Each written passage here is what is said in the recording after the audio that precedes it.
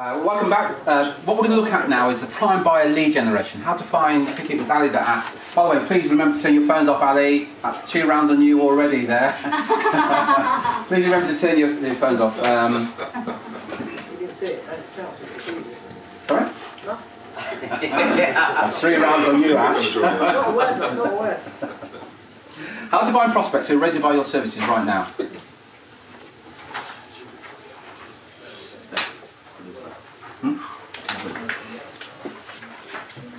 As we touched on earlier, the whole purpose of this is to build a deal flow that exceeds your demand. Remember we talked to this earlier. If you can get, once you get to that position, you take away a lot of the desperation that many of your competitors are going through right now. They're desperate to get this business because you've got a deal flow that exceeds your personal demand. Okay. Because you're then in the best negotiating position if you can, once you can get to that situation. And the technique in sales and marketing is called scarcity. And what you want to be doing in your sales and marketing is creating scarcity. So if you hear on the news tomorrow, today, there's a petrol shortage or sugar shortage or whatever, the price goes up, and it encourages you to go and buy. And it's a well-known marketing technique. So you're marketing your position and saying you've got to incorporate scarcity into your marketing. And any of you guys, again we touched on this the other day, that any of you guys work in the market where you're saying, oh, there's a shortage of good candidates, that's actually good news. Because anybody that knows the law of supply and demand, if there's a shortage of good candidates, the client can't say to you, there's a shortage of good candidates in this market, and you go, yes there is. And the client says, and I'm only going to pay you 10%. It doesn't make sense. If there's a shortage of candidates, your fees actually go up, not down. And say to the client, just ask this question, say, I'm curious, if there's a shortage of candidates, and you're going to pay me less than anybody else, who do you think I'm going to give the candidates to? Do you want to talk about this? Shall I put the phone down? It doesn't make sense, does it? Let me just check in. Does that make sense? I'm saying there, yeah? So if any of you are working in an area where there's a shortage of candidates, I think Adrian touched on it earlier, something that your market, that's actually good news for you. But there's a formula, what we call the secret formula, that you must have this in place for your marketing to work. There's 7 steps in total. So you must be it must be the right market, and your message must be to the right market using the right medium or media. You must then offer them an irresistible offer. When you make the offer, you must capture their details. Then you have what's called short-term follow-up and long-term follow-up. And I'll come back to long-term and I'll give you an actual example. And at this stage, and again, the one-to-one clients who are working and who do this seriously, one of the things that we got you to do at the very beginning, we say, who is your ideal client? And you get crystal clear about who your ideal client is. But the moment you say everyone, you've got a problem. You can't be all things to all people. Mass marketing per se doesn't work. So if you're recruiting, you say, right, I'm going to target dog groomers. That's my niche market.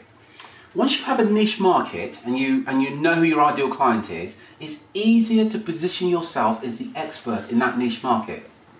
For example, if you're ill today and you have to go along to the doctors and I don't know, you've damaged your finger, and the doctor says, here's the thing, I can look at this right now as a general practitioner, or you can go and see a specialist. What do you want to do?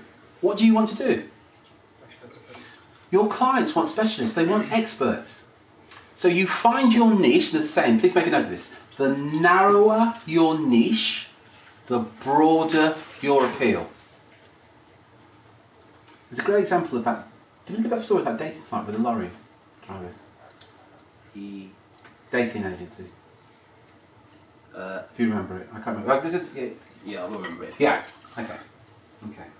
But you don't try and be all things to all people. So most of you in this room, pretty much of you, have got well-defined niches. And at this point, clients go, oh yeah, but I think I'm going to miss out on something. Well, just to put your mind at rest, you can have more than one niche. So you might go, I'm going to target dog groomers and scaffolders or whatever. You can do that. Now, it's difficult to do it on one website, but it's very easy to set up 2 websites and say I'm going to recruit financial professionals for scaffolders, and I'm going to recruit IT project managers for dog groomers. But you would simply have a different website, but you're constantly positioning yourself as the expert in that market. Because once you've got that market, you can communicate to them about their problems. Are you a dog groomer looking for senior IT professionals? I know it's unlikely, however, but you see the point I'm making. So if you look at our emails, we deliberately use the words recruitment or search firm owner. We constantly use that because we want you to know I'm talking to you. But I could say, are you a small business owner? But if I say that, you're going to say to me, oh yeah, but I'm a recruiter, my market's different. It's not. But I've got to deliberately position myself as the expert within recruitment and search. Does that make sense? Can you see why you need to find your niche and position yourself as the expert in that particular niche? I mean, Paul, you're great examples. You've worked in that niche. Again, you've worked in your particular niche. You know it inside out. Gary, another example. You've worked in the niche. You know the problems. And people like yourself, if you've worked on the other side of the desk and you've encountered recruiters, you know all the frustrations, what it was like encountering recruiters. You should be talking about that. Are you a hiring manager within IT and you're sick and tired of getting inundated with CVs that are totally inappropriate, wasting your time and leaving you frustrated? Hiring manager, that's me. That's what you've got to be tapping into. Yeah? I think that as well, like even within your niche, like what a lot of recruitment search firms do is they think a lot about the service they're going to deliver, and not just in recruitment, business owners in general. Think about what they're going to sell, but they don't think about who they're going to sell to. And it's probably a more important part of the whole mix, because the people that you decide to work with will determine how profitable or not, if the case may be, your business will be. Now, we talked about the importance of knowing the average lifetime value of your clients. But another number that you also need to know is if you look at each client individually, there will be some that are worth more to you than others, right? And you need to be fully aware of actually what type of clients are more profitable to my business.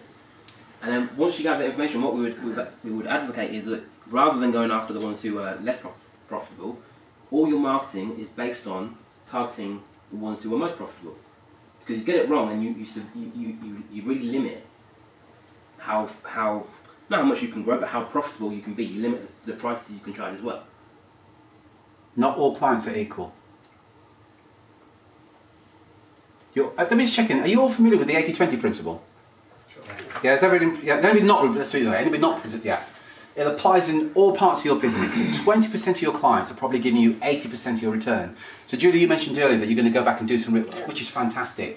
If you look at that even closer, you'll notice where most of your business is coming on. That's where you focus your efforts on. That applies to all of you, by the way. Paul, was it Paul you were telling the story about? He realised that the retained business was worth a lot more than his contingency. Yeah. So you go. It's like when you get that information, and it'll be the numbers will be there in all of our businesses, right? There'll be some clients who will just worth more to you, and then once you know who they are, you can start looking for traits. What's similar about these businesses, right? And then you all your marketing is aimed on attracting just those people. Like we talked about earlier, like what if we can sort of push these up, right? Push the transaction value and the transaction fee. Sorry, the transaction frequency. Already you've got people who use you more frequently. So what will happen if it's not just about getting more clients, but you work with more of the ones who have a higher frequency.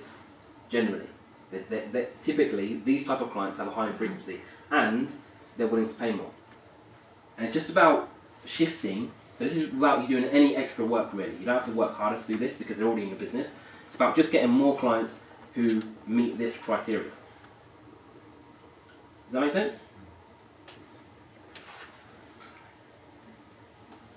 Just go back just one further. And then where your clients are located. So if you're a legal recruiter, I'm not going to mention any names now, that would be unfair. If you're a legal recruiter, where are your guys, seriously Brad, where are they hanging out? What magazines are they reading? No idea. Literally, we've only just got back into legal in the last Sure. 6 months. We had a legal business for 10 years. But everything we have done is we just go and find them from other firms. We don't advertise, we don't use job boards, we don't do it. We're not looking for people that are looking for a job. No, I'm not talking about the candidates, I'm talking about the potential clients. So where are your potential clients hanging out? Well, they will all be in the legal 500. Right, sorry, that's a poor question, sorry. So example, and this is what I'm doing, is there a journal, as an example, that medical device decision makers would be reading, as an example? That's what I mean, or legal. Legal week. Legal week, or whatever it is, yeah? Is there a journal that your target audience are reading? So one of my journals is, you've heard of Executive Grapevine. Yeah. So we know that we can put stuff in there and our audience is there. But honestly, there's no point any of you guys advertising the Executive Grapevine. Your market is not there. So for example, my wife is vegetarian. So if you're a butcher and you start marketing to my wife the best steaks in the world, you could have the best steaks at the lowest. It makes no difference to my wife whatsoever. She is a vegetarian. It's the wrong message to the wrong market. And a classic example of what a lot of marketing fails for recruitment and search firm owners, they embark on it initially with full of enthusiasm, and they look very closely at their market, and they're actually marketing to candidates who are not decision makers. And they go, Terry, the response has been crap. And I say, look at the market that you just sent that message to. Are they decision makers? For you guys that say you want to move further up the food chain, here's a little tip.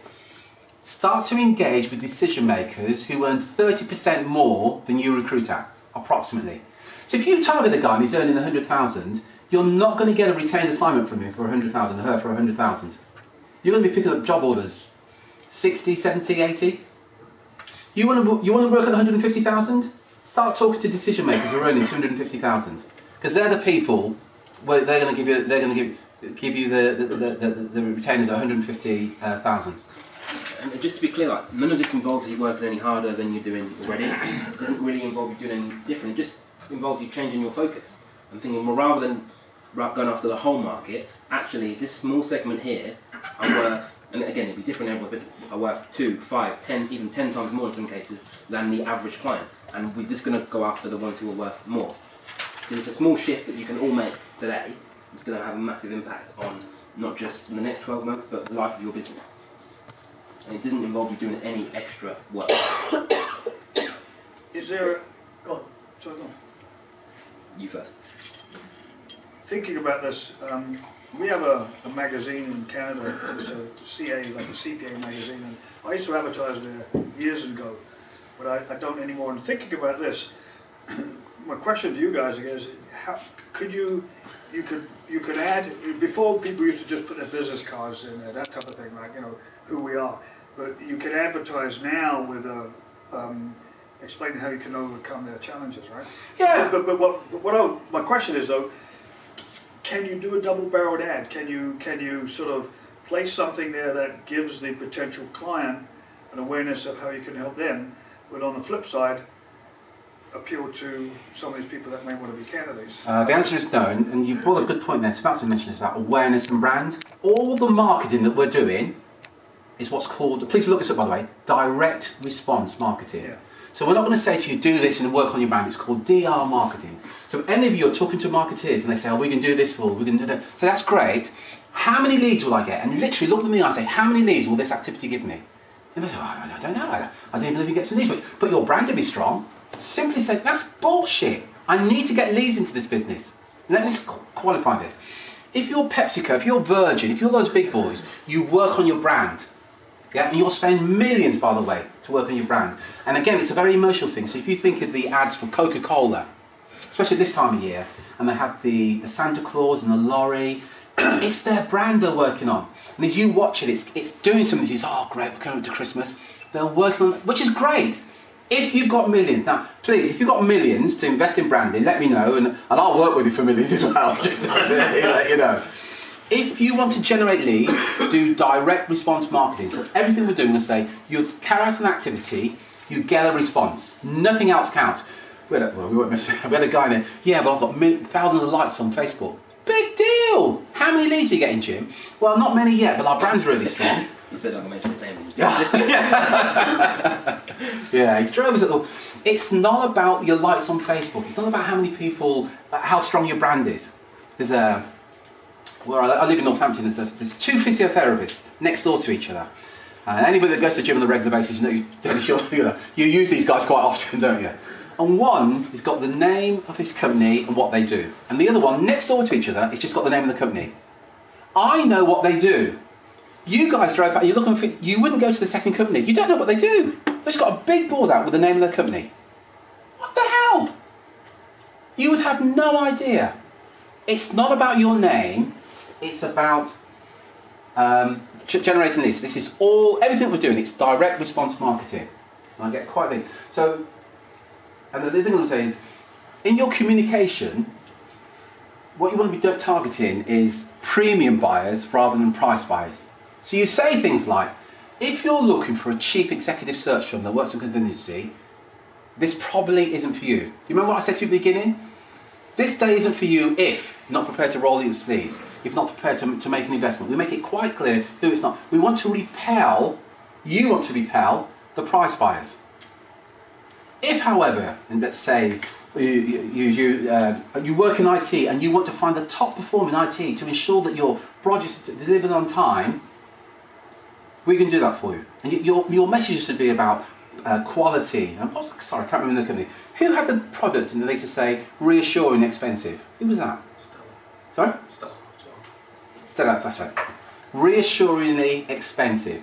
Are you a price buyer? Are you going to buy from them? Of course not. They know exactly what they're doing. Just a quick question I had. In terms of the message, guys, and you talked about looking for your main clients. Okay, so if you had your top 100, I know, Dream 100, Dream 100, yeah. For example, would the messaging to those guys be more different to your generic, let's say, list of For your Dream 100, for guys that work with us on the regular basis, we have something called the Dream 100, where you identify your Dream 100 and we show you exactly how to go after your Dream 100 because you're more likely to convert them. But to answer your question, Ash, your Dream 100 should be in tune with your main clients that you're targeting anyway. But the Dream 100, what we're saying with the Dream 100, it's a smaller list that you put more effort into. You invest more into these Dream 100s. So you're going to do direct mails. You're going to be sending them. We'll talk about you, Mike. So you'll send them books and so on. So you're spending them a lot more money. So people like Mike, the stuff that we shared with him, is that you spend a lot more money on your. Yeah, good point. You invest more money with your Dream 100 because it's a small list. It might be 200 potential clients, but you're going actually. It's worth me spending on stuff off the top of head. Mike did an exercise. Mike did an exercise where he offered them a paperback book. You'd like this book. It was Alex Ferguson's book. Leading. Yeah, that's right. And he said, look, if you want this book, but all he wants to do is to start a relationship with him. Now, the book was what, 20 quid? 12 quid including. £12. Would any of you pay £12 to get in front of a decision maker? Of course you would. Because it's a smaller list though, you think, well, yeah, quite honestly, if 100 people request that, why not if I'm going to get a meeting with them? And just to be clear as well, these people are more profitable, so you've got bigger room to invest more because they're the more profitable clients in your market. So you spend £1,000, you only get 50 meetings with decision makers. And the lowest LTV that we got in this room was 30,000. It's a no-brainer. So I say the guys that work with us on the one-to-one, and those that haven't done it, we'll go through it. And also those guys that work with us on the one-to-one, know the letter I told you about the decision maker, we've got the templates for those, we'll get those to you. Sorry. As I said, no one wants recruitment or search, they want the solution that you provide. All your prospects care about are their problems, not yours. They don't care how long you've been in business. They don't care what your mission statement is. And I always give the example, if you go into Debenhams, you want a pair of jeans. Yeah? So you go to Debenhams and all you want is a pair of black jeans. And you walk into the store and a shop assistant comes up to you and says, hi, welcome to Debenhams. Now Debenhams' mission statement is blah, blah, blah, blah, blah, blah. Hey, while you're here, let me show you a photograph of our management team. This is our mission statement. Now that's ridiculous, isn't it? Because you'd go, I want a pair of black jeans. How many of you have got your website that says that kind of crap? That's what you're saying. Your clients don't care. They honestly don't care what your mission statement is. They don't care. They don't want to see a photograph of your management team. What they're saying is, what can these guys do for me? Can they solve my problem? And I always say this, if your website's got all that BS on it, for want of a better word, and you're getting leads, great. If it's working, you must keep doing it. If you've got a website like that and you're not generating leads, it's costing you money, and you want to do something about it. And again, for the one-to-one, we'll show you exactly how to do that. So you should be getting leads from your website. But you don't talk about yourself. In fact, there's 5 words you shouldn't use on your website. We, or any copy. We, us, our team, I. Nobody cares. Here's the word to use in all your copy as frequently as possible. You. Y-O-U. As they read it, all right. Do you know sometimes we send you an email and I'll say, Julie, blah, blah, blah, blah, blah, and I send you an email. And I might put your name in again.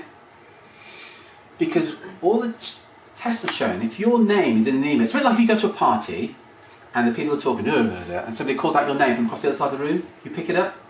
Oh yeah, even though they're not talking direct to you. It's the same when you're reading copy. So you deliberately put their name in there. You deliberately use the word you to get them to read it. Because all we care, you see a letter and it's got, hey Terry, and then Terry, why don't you? Oh, I'll read this, these guys are talking to me. Because we care about ourselves. Has anybody here read the book How to Win Friends and Influence People by Dave O'Connor? Can you remember the message in that? It's about asking questions about them, not about you. And I think he talks about if you go to a dinner party and somebody says, hey, my name's Terry, I'm now going to tell you all about me at this dinner party. You'd be like, please. But how many of you go into a client and say, hey, I'm the greatest recruiter in the world, let me tell you all about me. Hey, have you seen our website? And here's our management team. It's ridiculous, isn't it? When you think about it, it's absolutely ridiculous. Talk about their problems and what benefit. So sometimes you go to a website and it says this, sign up for our newsletter. I always think that's a start, at least you're asking to get people's details. But from the reader's point, why would they do that? Why would you sign up for a newsletter? Sign up for a newsletter. You want to be kept abreast of the latest developments in our industry, what's going on, or the latest jobs for a candidate there. Give us your details and we'll send the information to you immediately. Notice the difference. They're going to benefit from it rather than sign up for our newsletter. Can I just check it? Is this all making sense? What we're saying so far, yeah? Bill? Yeah? Okay, sorry. Absolutely. Yeah. So the media, the methods you use to reach your potential clients. Great thing at Drew, I love this terminology. Anywhere where the number 1 appears in your business is brittle. If you're using one method for generating business, your business is brittle. If you've got one main client, we've all been there, myself included, you've got one main client and they pull the plug, and I've been there actually. You've got one top performer that does most of your business. And if you look at all you guys that have got consultants, look at the numbers and the percentages in terms of your consultants who's bringing in most of the business. It's frightening.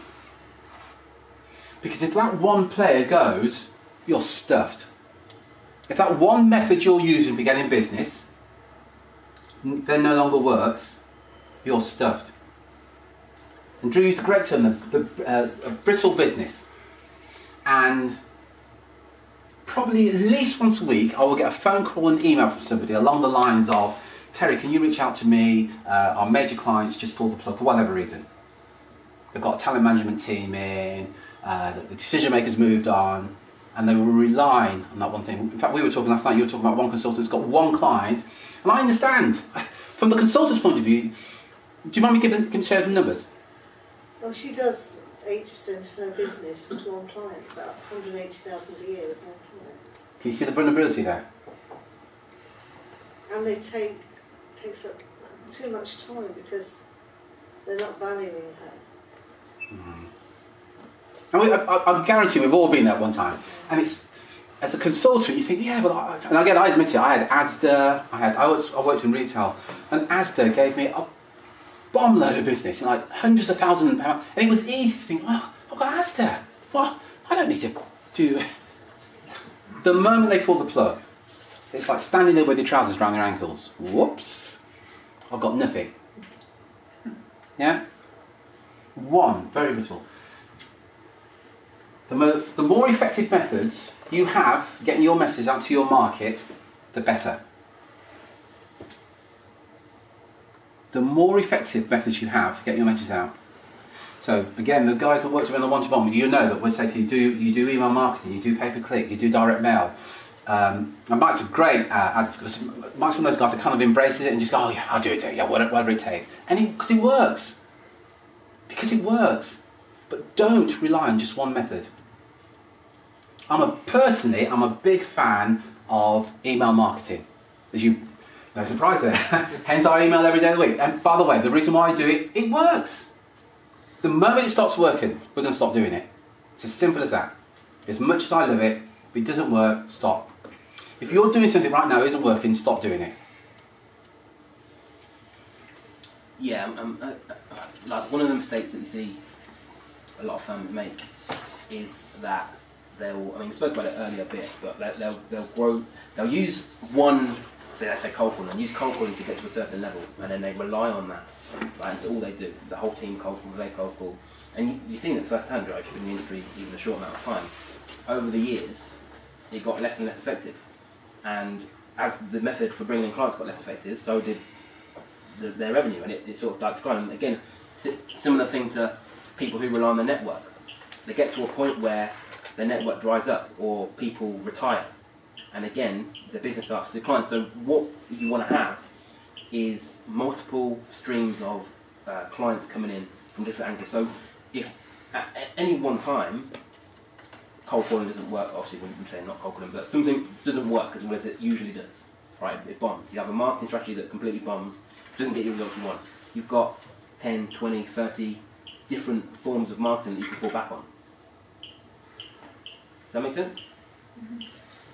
The email marketing right now, though, we've got a problem in Canada, or we talked about it the other night with this opt-in and all that. That's really affecting us as far as the stuff that we used to do.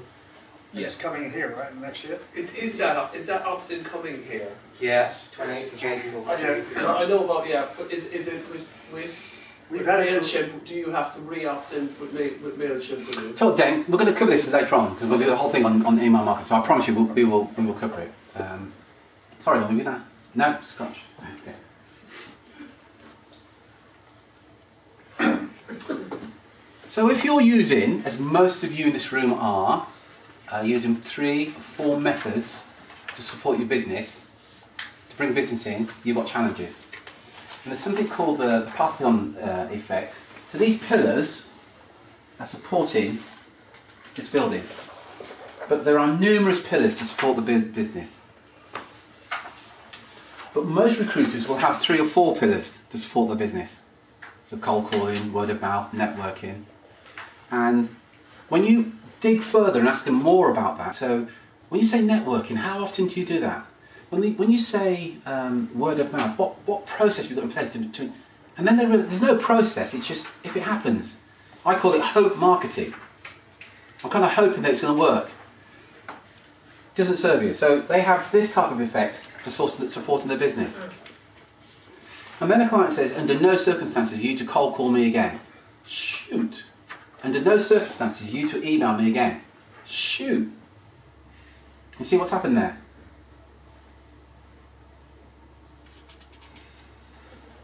Do you remember this letter? Sorry.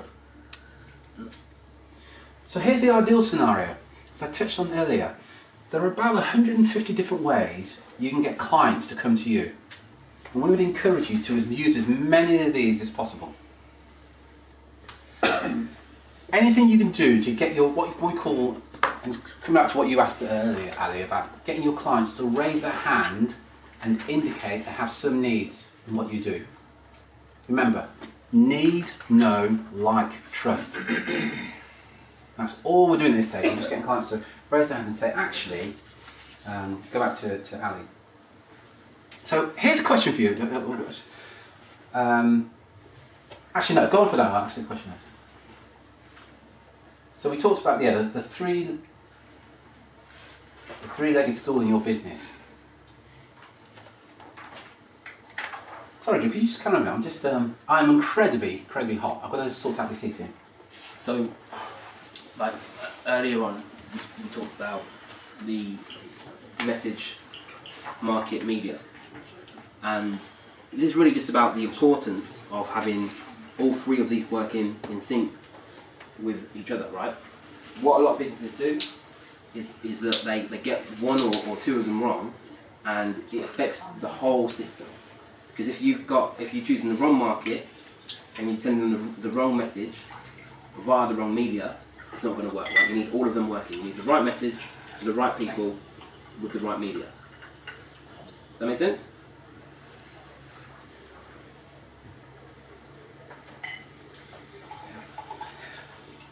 So we then talk about what's called the irresistible offer, something that gets your potential client to raise their hand and say, yeah, I've got something here, you've got something here rather, that's going to help solve the problem. So I'm going to give some real simple examples. And,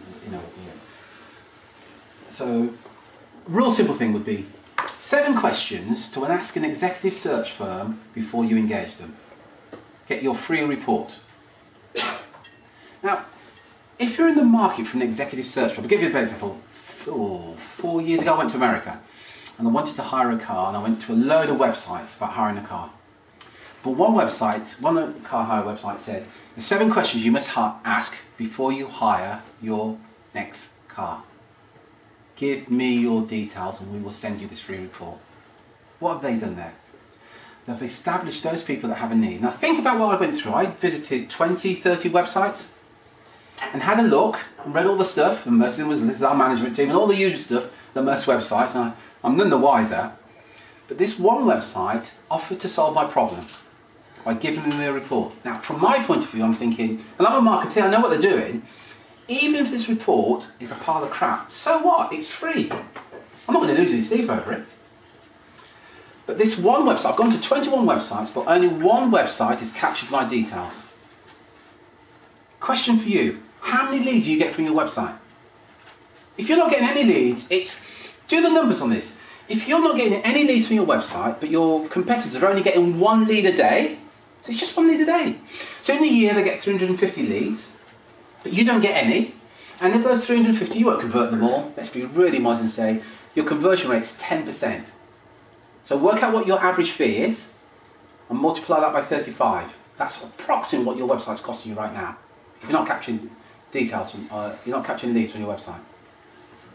And just staying on websites. So most guys, you go to the website and you'll say, blah blah blah website, and then at the bottom, this really annoys me.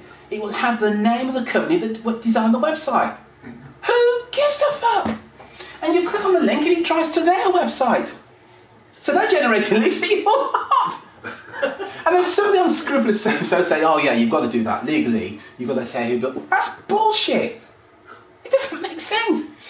And they will say things, I'm kind of having a go at web designers. Yes, I am. And they think, yeah, well, Terry, what you've got to do is, one guy said to me, you've got to push the envelope of creativity.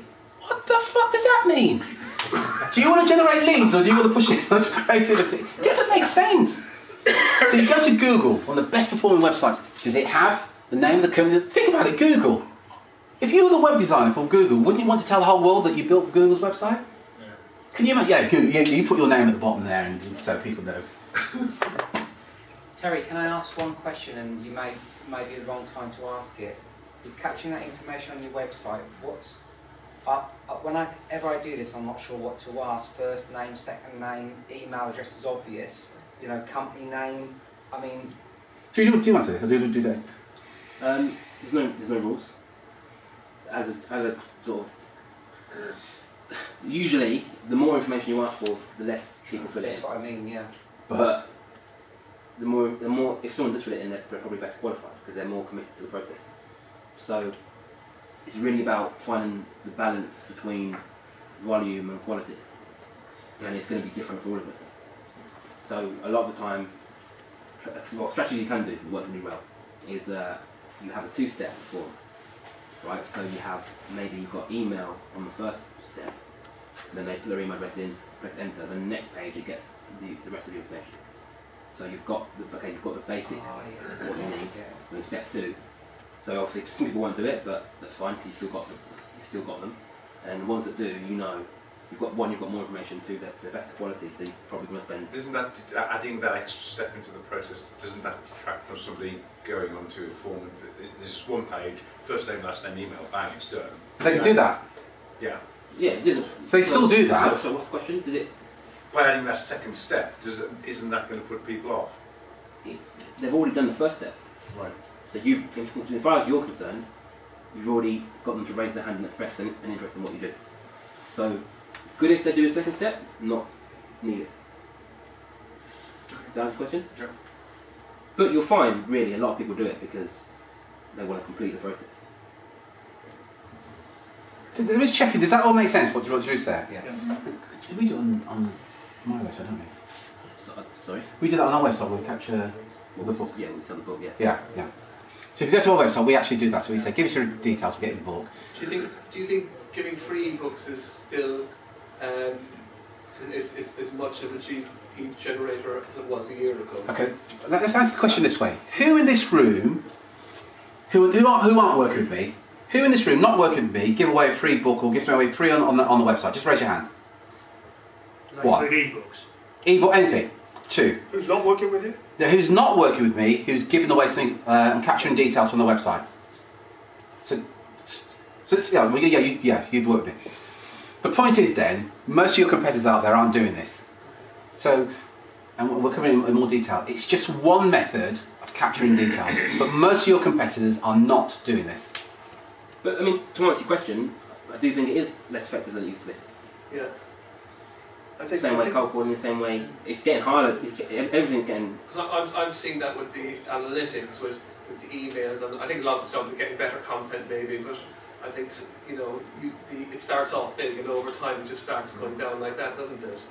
It's still, don't get me wrong, it still works. Yeah. It still works. I agree with Dennis. So it definitely does have the effect today that it did a year ago. Yeah. Definitely. And I think because everybody's getting on, trying to get, not everybody, but a lot of people are trying to get on the bandwagon. Yeah. But I'm finding that, you know, if you're targeting, you know, executive management, they're not going to be interested in ebook. It's going to be, I don't think anyway, I may be wrong. But It depends on the offer. It depends on the offer. If you say, it depends on the offer. But we can't never say that nobody's interested in it. It's always dependent on the offer. And if you can make the benefits sufficient to them, they're interested. What I will say, Paul, is though it still sets you up as an expert if they see that you're sending books out and stuff like that. You're producing. It all helps. It does. It does work. Yeah. You may not Yeah. But opening rates, I find interesting. And you can do an ebook. You can do a report. We used to work with a guy. And he used to do, he called them white papers. It was one sheet with about 10 bullet points on it. I was going, Adrian, you need to do more than it. Oh, it works for me. And he did. I couldn't knock him. It worked. But it was one sheet and just a few bullet points. But it worked for him. You can do DVDs. As you know, we do physical books. You can do ebooks, as I said. You can do online videos. Some of your competitors now, more and more recruiters are using webinars. So they go, you go to their website and they say, if you want to attract top executives to your firm, watch this 15-minute video on the 7 secrets for attracting top, and it's a webinar. Now the advantage, and we go into it in more detail, is that you can develop more of a relationship with a 10, 15-minute or whatever webinar. But all these methods work. But anything though, the key thing is that you've got to be seen to be solving their problems. So we worked with a guy in Leeds, it happened, and he started giving advice on booking flights, but it was totally irrelevant to his recruitment business. And he was saying, we're not getting that. But your offer isn't solving their problem. All you know is that they want to book a flight to go, because he had an interest in aviation. So that's what you want. So it's got to solve their problem. It's not about you and your interest. What's their problem? I would really, personally, if I was you, I'd really hone in on, and I would deliberately pick a fight with the other recruiters out there who don't know what they're talking about. And I would constantly go on about that. Now you're going to get people having a pop at you, learn to live with it. But you just stand for it, because you know it inside out. Are you sick and tired of spiky haired recruiters? I mean, I could have so much fun with that. I really could. I would just... I'm not talking about me. Terry, just going back a little bit, Sure. Because I heard something about a physical book being sent out. What about me sort of targeting clients I want to target, saying, I'm always pushed for time. I've read this fantastic book called Eat That Frog. I'm sure you've read it. Would you like a copy? Do you think I'd be wasting my time, or is that a bit of a war? Is it solving their problem though? Right. Because you want to know the guy. Because I can come to your website and think, oh, I have that book, but I've got no interest. Yeah. Yeah, it needs to solve their problem, and it needs to be a way for you to know that they have a need for the solution that you offer. So obviously they've got lots of problems, but some of them aren't relevant to you, right? So it needs to, one, solve the problem, but also anyone that says, so someone asked earlier, how do we find people who have a need, right? Anyone that wants that information, solving a problem that you fix, they have a need. That make sense? Yes. I've got a question. Yeah. So, the book that you referred to, was it a football book? Yeah. How did that play a part? Because did that...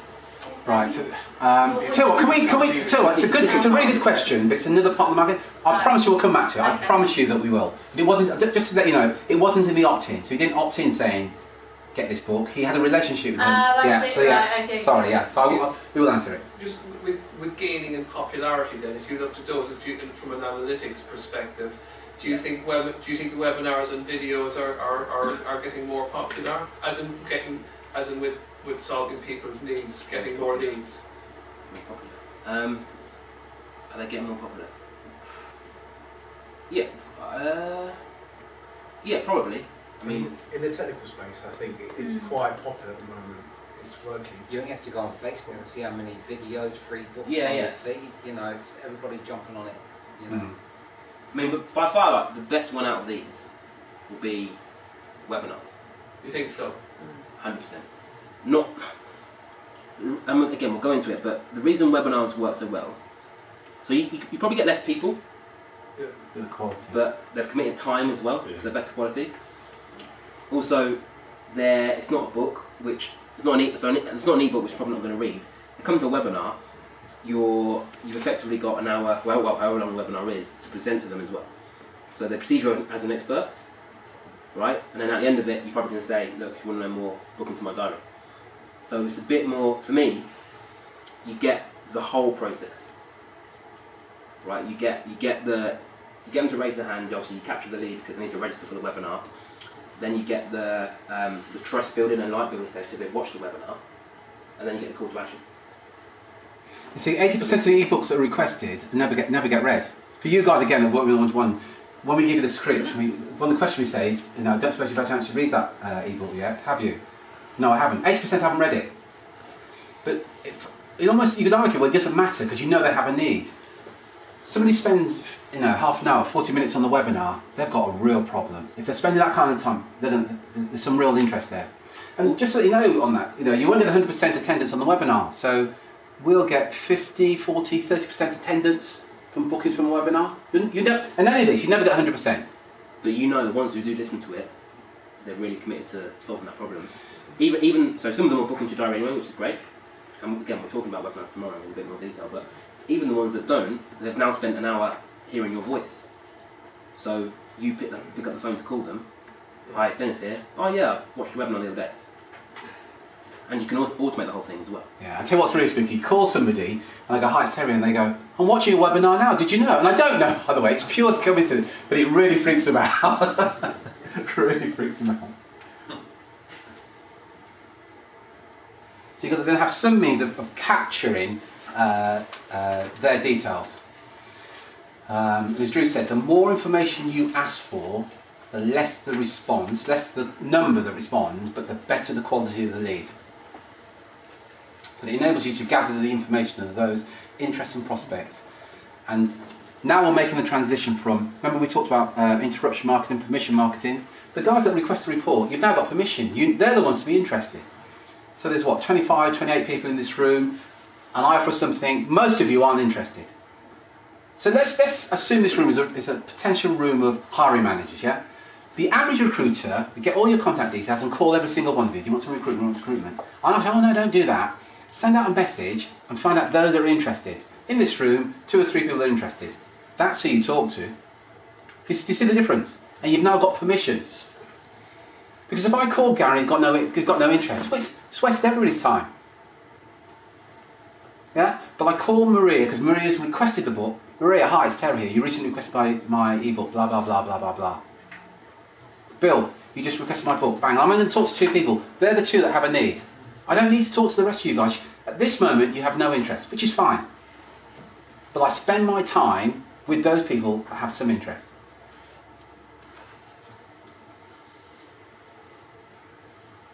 So this is Jim Newsom's website. And look, honestly, it's not perfect, but at least he's getting leads from it. He's offering to solve their problem by offering an ebook.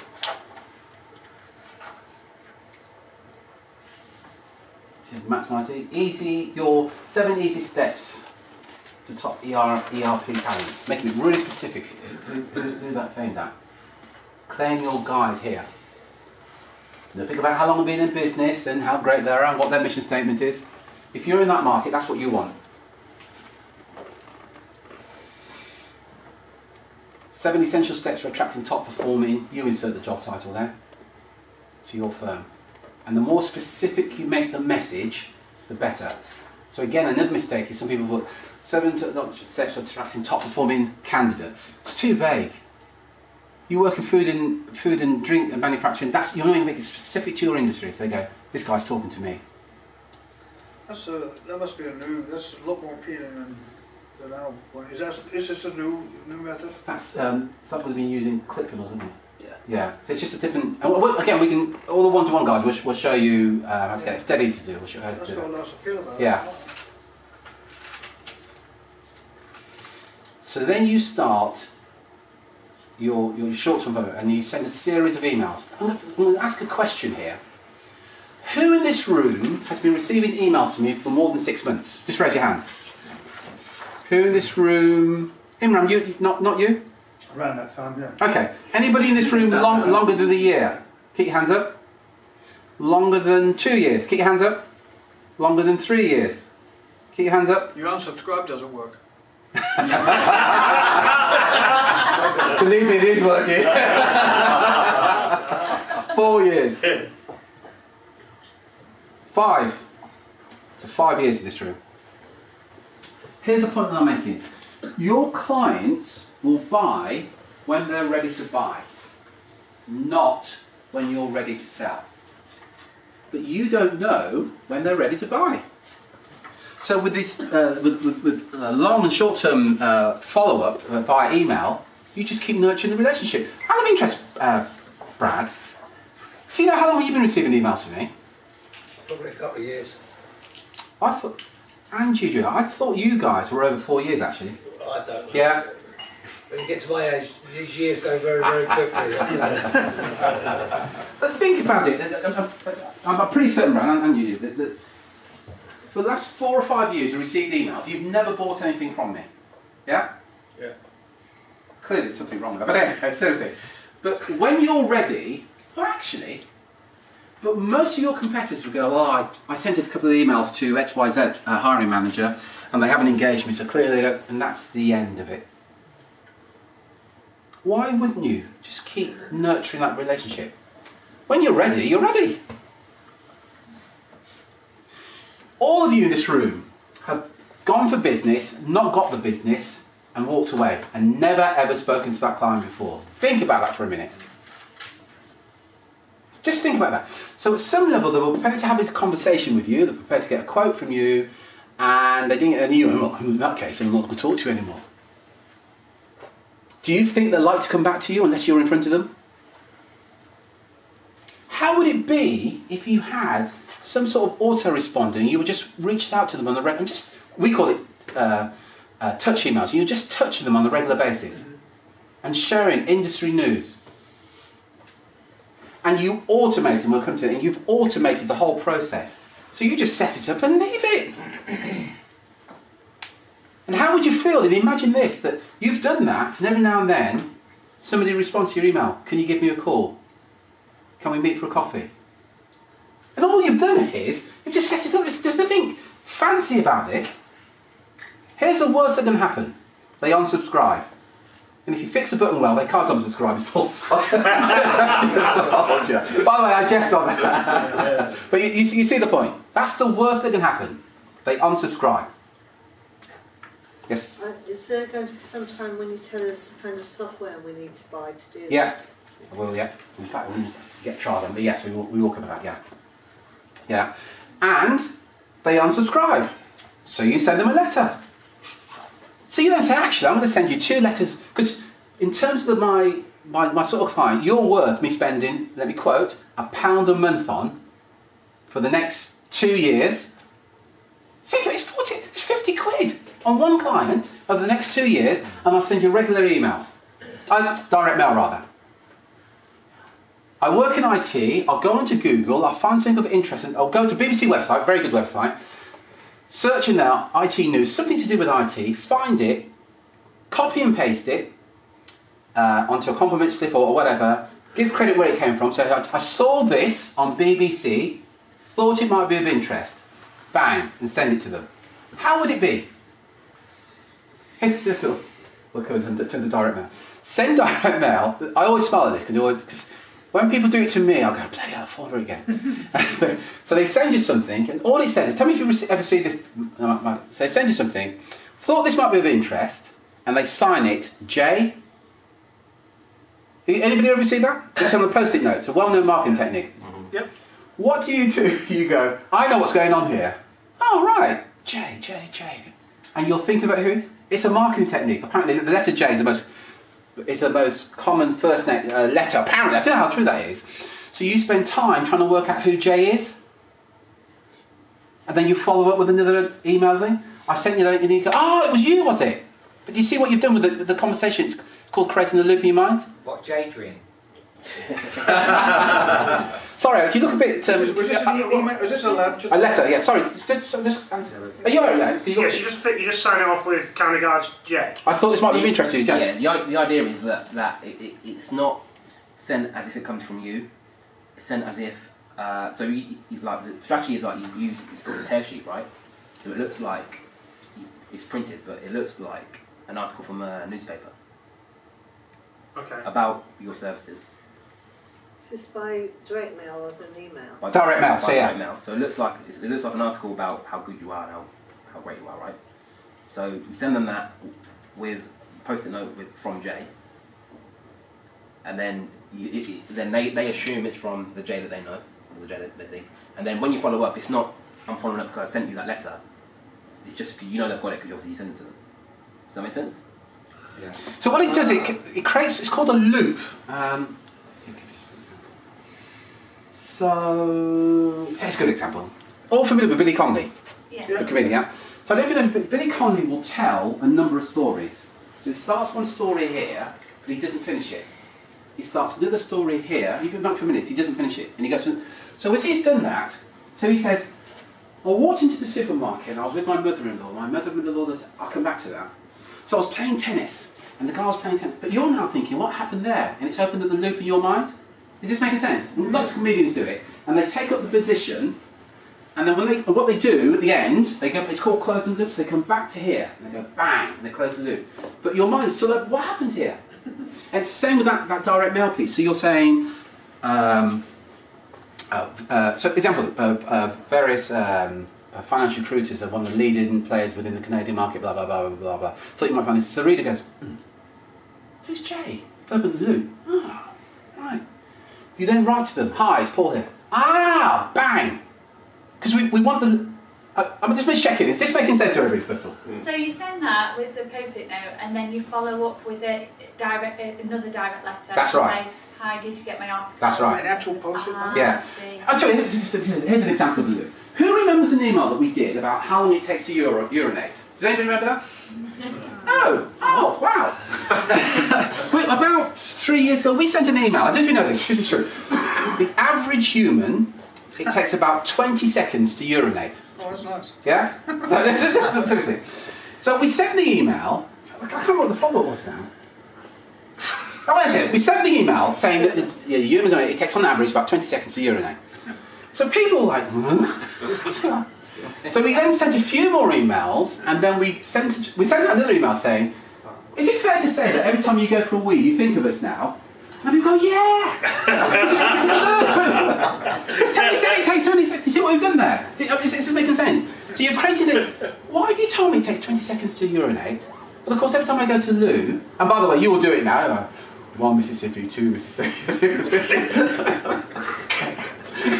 Paul, you got very defensive here. Yeah, really go down well with my group. But the concept is... Yeah. Mind you, it's a shock concept as well, isn't it? Yeah, and we're going to cover that as well. So it's called...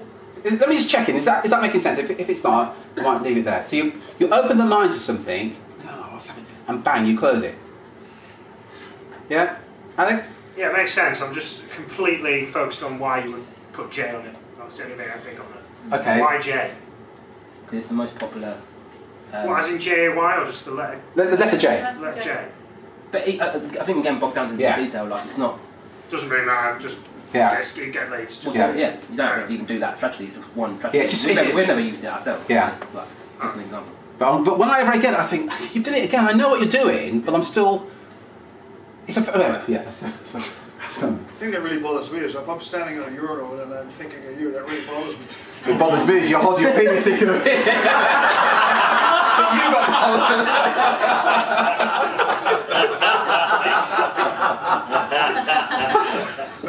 Cut that one out of the video.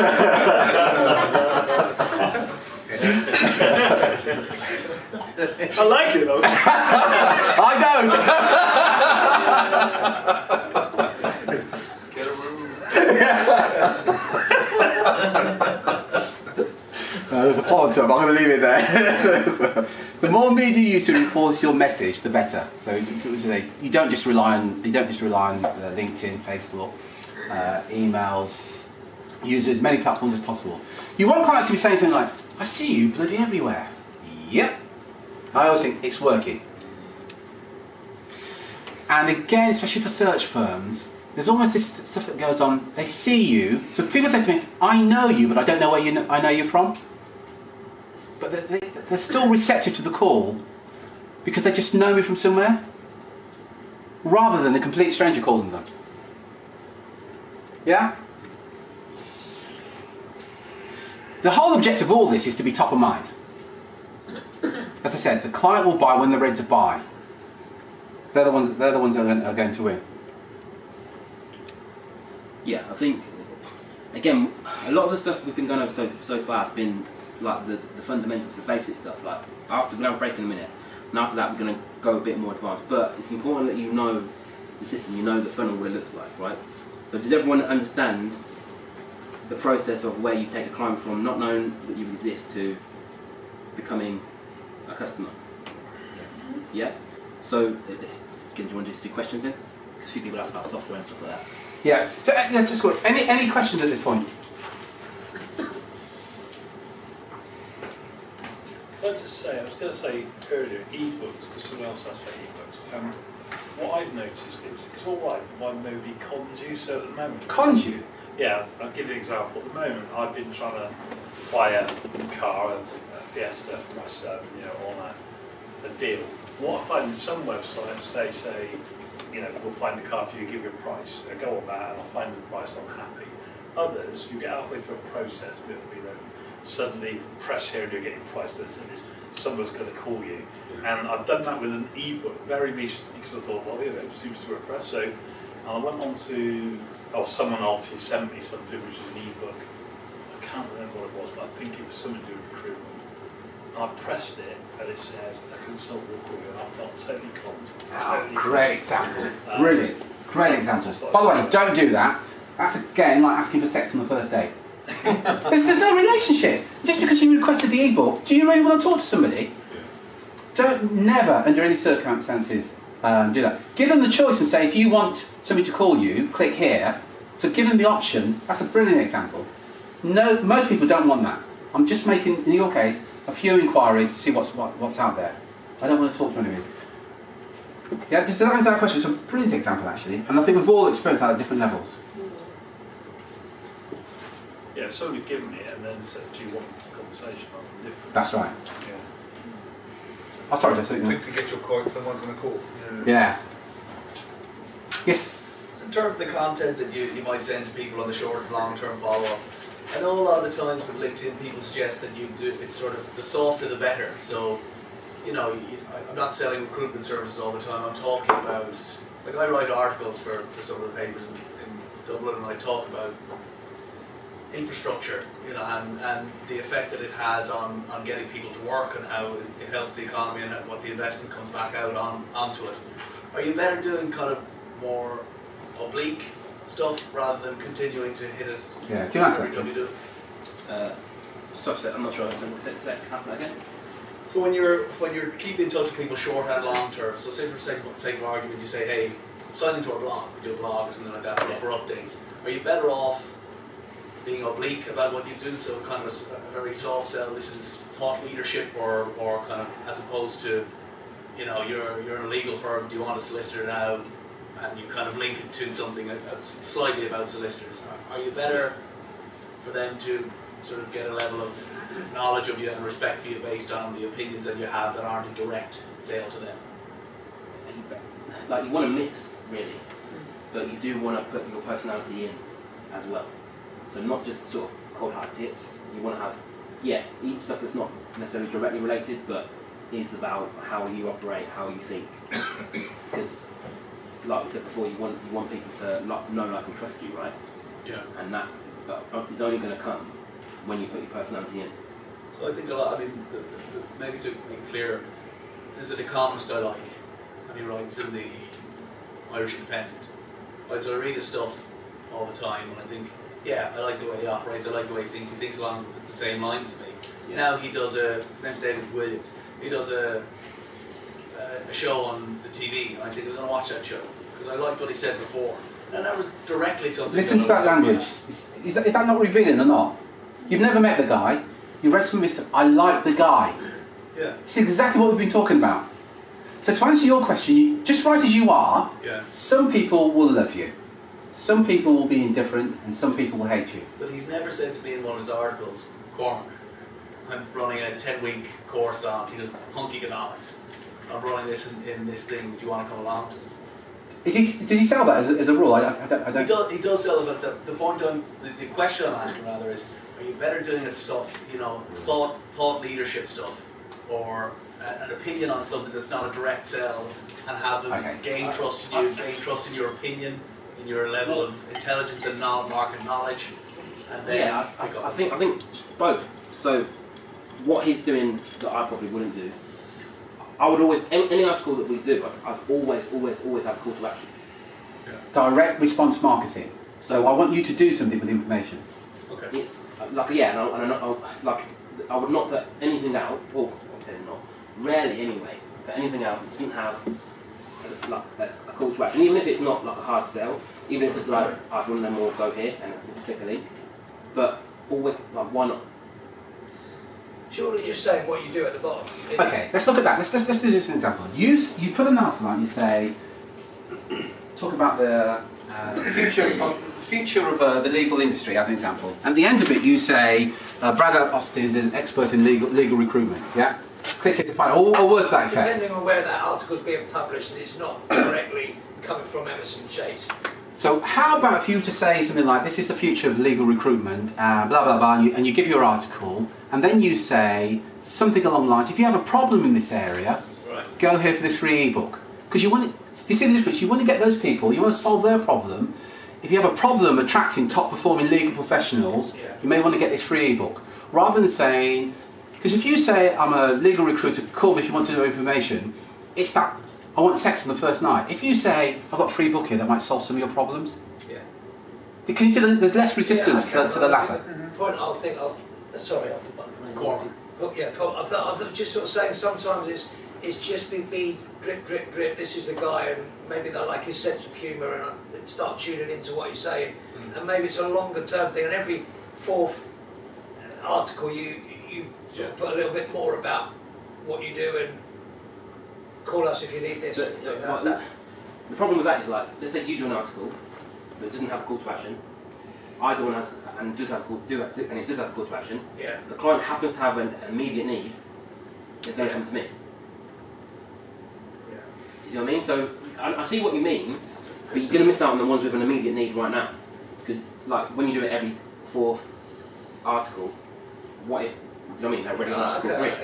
Yeah. So we're not saying a hard push necessarily, but we're saying at least you want to be driving them to do an action. Yeah. I think the time trade account's a good one for that, because it allows you to be able to do the information article or whatever. And the call to action is, if you do want to know more or whatever, please book a time in my diary.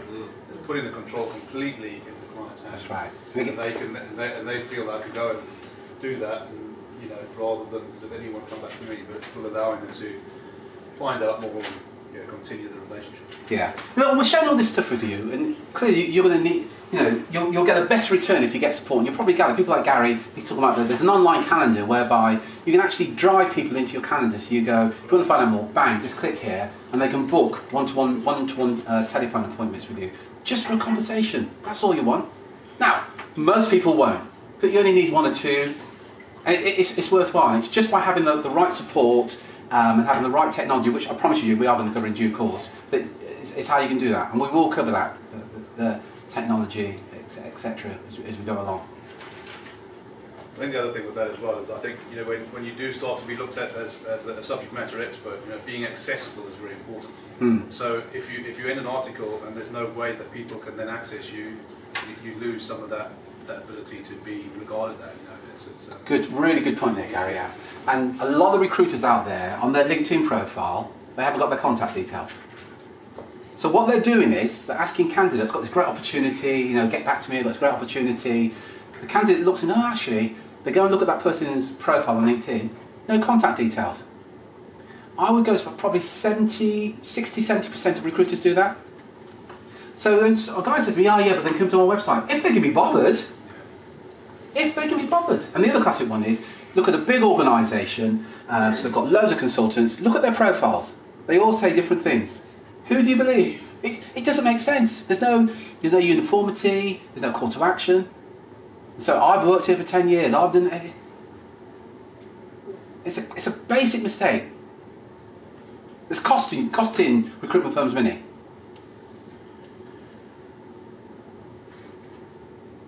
Any other questions?